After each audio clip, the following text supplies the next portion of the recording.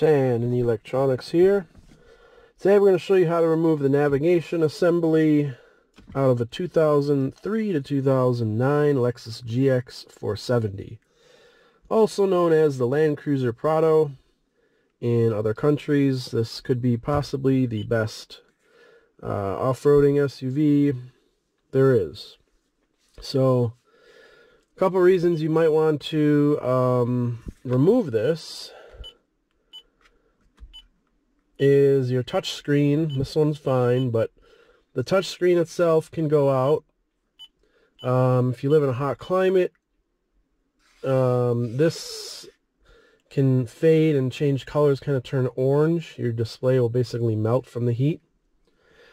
And you may want to install aftermarket or convert back to the factory audio controls with no navigation if you're going to install your own climate panel or your own aftermarket navigation unit, radio, stereo, whatever you want to call it.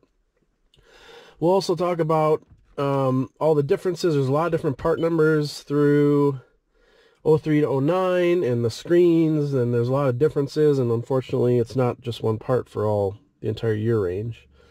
So we'll discuss all that, and yeah, anything else we see along the lines we can also bring up and mention. But first step, we'll just get to the removal. Alright, step one. These side plastic trim pieces. Take your favorite trim removal tool, get some leverage in here, and I already obviously popped this loose for the camera, but this pops up like so. Same with the right side. Back here worked well to pop it up and loosen it, and then there's just tabs, press fit, pop in, etc. Step two, 10mm or Phillips. There's a screw on each side, left and right, right here. I say screw because it's actually a nut or a bolt, but it's a screw, so either way. I'll just put that there. Two 10mm screw bolts. And next step, carefully. Now here you want to make good decisions at this point, because the wood ones are very, very fragile and brittle after however long, and they will literally crumble when you take them out. Pieces will break, the tabs will break off. I'll show you in a second here. If I can figure out where this piece is from. So on the wood, since it's obviously wood is brittle, you'll have a lot of these tabs break off and crumble, and like the retainers for this break. This is plastic, so it's a lot more durable, and this is brand new. So yeah. And then again, like I mentioned before in my other videos, the foam on the vents is gone. So this is an 07, similar to the Tundra I mentioned and various other Lexuses. If you shut your vent entirely and you feel air still coming out, well, that's because the foam is just gone, just deteriorated. So you can replace this foam, 3mm foam on Amazon. Look it up, and then you can cut it out to fit and then seal up your vents again. So it's a common Lexus, Toyota, VW thing. I'm sure a lot of manufacturers do that. I don't know why. But again, that's that. Same on the passenger side, right side. Just pop this out carefully.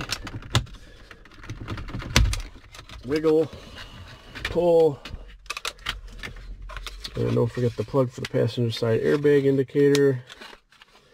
And again, this foam is just gone. Just gone. Dead. So I have passengers sometimes, and when they close the vent, they can still feel the air, so that's kind of frustrating.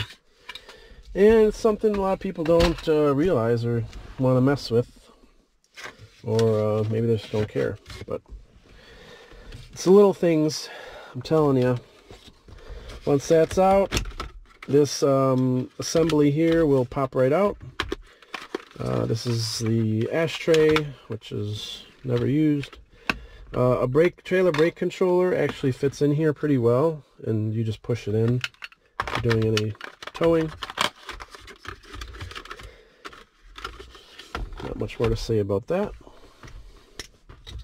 We're almost there, pretty easy. We've got 2 more bolts on each side, 10 millimeter here, 10 in the upper right, and then 10 in the lower right. So I like just loosen them by hand. Of course, that one's right up against the steering wheel. So it's going to make me do this.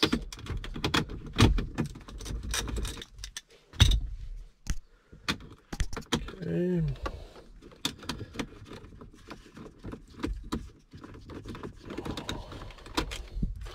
I'm not going to bore you with taking out the remaining 3 bolts, so I'm going to get those out and be right back.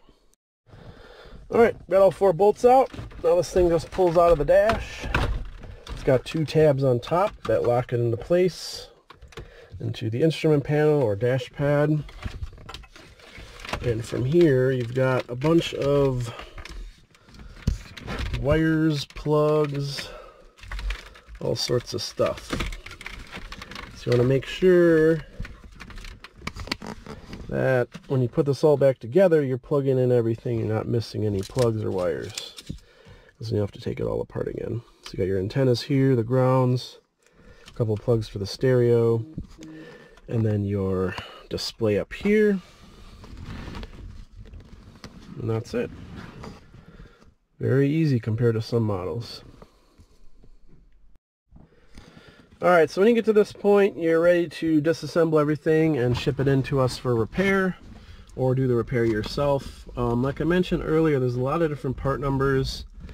This is an 07, so it has 88111-60270 as the display. So it's important to match the part number because these did change between years.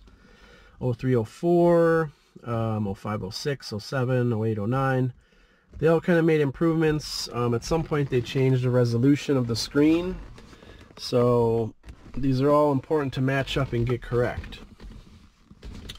Now the other thing, on our site it'll show the Digitizer, which is the touch panel, and then the screen itself separately. I don't know, I believe it might be the same touchpad for all years, but the actual monitor, the screen itself is different.